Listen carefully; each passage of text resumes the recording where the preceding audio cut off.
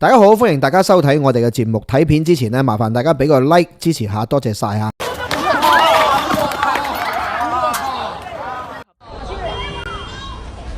哇！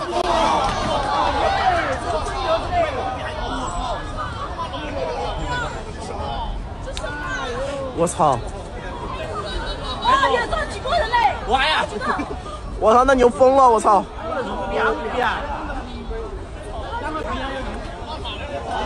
各位觀眾，大家夜晚好。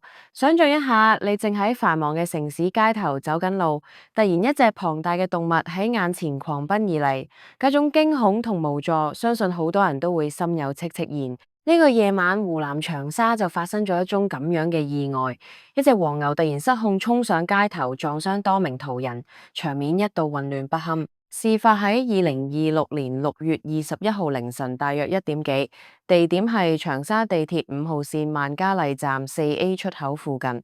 據目擊者描述，一隻體型壯碩嘅黃牛突然從附近嘅批發市場衝出嚟，喺街頭橫衝直撞，佢先後頂傷咗3名行人，其中2名被撞到飛起，情況相當驚險。警方接到報案之後，迅速到場，最終將呢隻黃牛擊斃，以免佢繼續傷人。幸彩3位傷者送院治理後均冇生命危險，其中1人肋骨骨折，其餘2人傷勢較輕。呢隻黃牛原本屬於馬王堆海鮮水產市場一間牛肉批發商戶，據了解係待宰嘅牲口。市場附近商戶話夜晚有屠宰活動，可能綁膊唔夠穩固，令到黃牛受驚逃脫。目擊者指，黃牛疑似因為即將面對宰殺嘅恐懼，情緒徹底失控，先喺市場附近亂竄，之後衝上萬嘉麗路方向繼續發狂。呢個過程咧，雖然只係短短幾分鐘，但已經足夠令周邊市民魂飛魄散。作為小編，我哋唔單止要報道事件經過，更想同大家一齊探討背後嘅原因同教訓。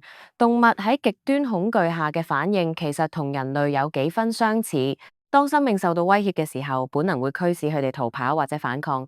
呢種生存機制喺野生環境下係保護自己嘅利器，但喺城市環境就容易釀成意外。呢隻黃牛可能感受到屠宰前嘅緊張氣氛，或者聽到周邊嘅聲響同氣味，導致佢突然掙脫束縛。呢類情況雖然唔常見，但喺中國內地嘅批發市場同屠宰場附近，其實偶爾會有類似報導。回想過去，有啲類似動物失控嘅事件都值得一提，例如之前有報道過江西2頭所謂瘋牛喺村莊亂竄，警方都要果斷出手處理，避免傷及村民。或者更早前嘅一啲農村或者市場意外，都顯示出牲畜管理如果唔夠嚴謹，就可能帶嚟安全隱患。呢啲舊事重提，並非要指責任何人，而係希望大家從中吸取經驗。無論係市場經營者定係相關部門，都應該加強對動物嘅綁縛同監管措施，尤其喺夜晚屠宰時段。講返今次長沙事件，現場目擊者嘅描述都幾震撼。有人話黃牛衝出嚟嗰刻，路人慌忙走避，但因為速度太快，仍然有3人避唔開。2名行人被頂飛嘅瞬間，相信佢哋內心充滿驚恐。好彩長沙警方反應迅速，凌晨2點53分左右就將黃牛擊斃，控制咗局面。事後肇事黃牛已被宰殺，相關部門正進行善後，傷者入院之後得到及時救治，呢點都算係不幸中嘅大幸。從心理角度分析，呢類事件唔單止考驗市民嘅應變能力，亦反映出現代城市管理上面對動物同人類共存嘅挑戰。城市化進程加快，批發市場往往設喺人口密集區附近，牲畜運輸同屠宰過程如果有任何疏忽，就容易引發連鎖反應。黃牛本身係溫順動物，但喺受驚狀態下，佢嘅力量同破壞力都係驚人嘅。一隻成年黃牛體重可能超過幾百公斤，狂奔起嚟嘅衝擊力，普通人根本難以抵擋。呢個數據都提醒我哋安全意識永遠唔可以鬆懈。各位觀眾，你有冇諗過日常生活入邊其實隱藏咗好多類似嘅潛在風險？譬如行街時遇到突如其來嘅意外，應該點樣保護自己？或者作為消費者，我哋喺享受肉類美食嘅同時，有冇諗過背後牲畜嘅待遇同管理問題？呢啲問題都值得我哋深思。呢次事件發生之後，市場工作人員表示正在處理，但對於黃牛點樣逃離等細節就未有詳細回應。呢點亦都顯示出資訊透明度嘅重要性，公眾有權知道更多細節，以避免類似意外重演。擴展講多啲，中國內地有好多類似嘅牲畜相關意外，譬如之前有牛隻喺運輸途中逃脫，喺公路上造成交通事故，又或者農村地區散養牲畜闖入民居傷人嘅個案。呢啲都反映出一個共通點，就係人同動物之間嘅界線如果模糊就容易出事。從更廣闊嘅角度睇，呢類事件亦可以連結到動物福利同食品安全嘅討論。雖然今次黃牛最終被宰殺，但如果一開始就能夠更好管理呢一場意外，或者可以避免。小編喺度都想同大家分享一個觀察，人類社會入邊好多時候意外都係源於一時疏忽，市場商戶可能因為忙碌而忽略咗綁縛細節，結果就釀成大禍。呢個教訓呢，適用於各行各業，無論係交通管理、工地安全定係日常操作，都需要嚴格遵守規範。咁對於長沙呢個事件呢，相關部門已經介入調查，希望可以盡快得出結論，並提出改善建議。繼續講返現場情況，據現場片段顯示，黃牛喺地鐵出口附近狂奔時，周邊車輛同行人都要緊急避讓。萬家麗路一帶平時人流唔少，凌晨雖然相對平靜，但仍然有途人路過。被撞傷嘅3人，包括可能係返工或者夜歸嘅普通市民，佢哋原本只係過緊平常嘅一日，點知就遇上咁樣嘅驚魂一刻。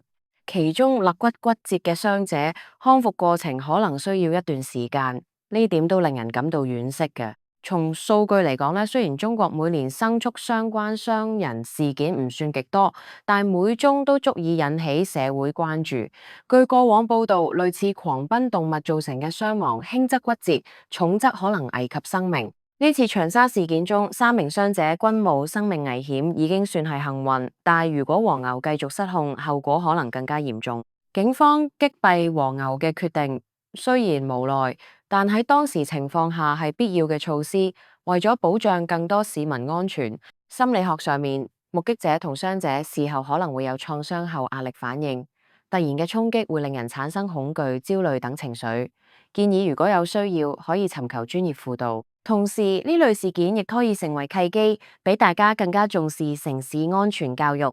譬如學校或者社區可以舉辦相關講座，教導市民遇到動物失控時嘅自救方法，例如盡量避開佢嘅視線同前進方向，尋找障礙物掩護等。小編覺得呢個故事唔單止係一宗意外，更係對人與自然、人與動物關係嘅反思。喺快速發展嘅城市入邊，我哋要學會同周邊環境和諧共處。市場管理方應該加強夜間巡查同設備檢查，確保牲畜唔會輕易逃脫。政府部門亦可以考慮推出更完善嘅指引，規範屠宰同運輸流程。對於普通市民嚟講，提高警惕性，夜晚外出時多留意周邊環境都係必要嘅。事件發生之後，網上都有好多討論，有網民關心傷者情況，亦都有聲音呼籲加強動物福利，避免牲畜喺宰殺前承受過度驚嚇。雖然呢個話題比較敏感，但從人民角度出發，的確值得思考。黃牛作為勞動同食物來源，伴隨人類歷史好耐，但現代社會應該用更人道嘅方式處理相關事宜。總括嚟講，呢次長沙黃牛失控撞人事件雖然已經過去，但係留低嘅教訓卻值得長久銘記。3名傷者目前情況穩定，希望佢哋早日康復。相關善後工作亦都喺進行中，小編會繼續留意最新發展，同大家分享。生活入邊總有意外，但只要我哋多一分小心同準備，就能夠減少悲劇發生。各位觀眾，呢段報道同你分享到呢度，我哋下次再見，拜拜。嗱，最後咧要提一提大家啦，見到片尾咧有幾格嘅畫面啦，呢啲咧都係屬於我哋其他嘅影片，有其他唔同嘅題材，咁啊大家不妨可以 click 入去睇下啦，多啲選擇或者 share 俾唔同嘅朋友。多謝你哋嘅支持，係咁先，拜拜。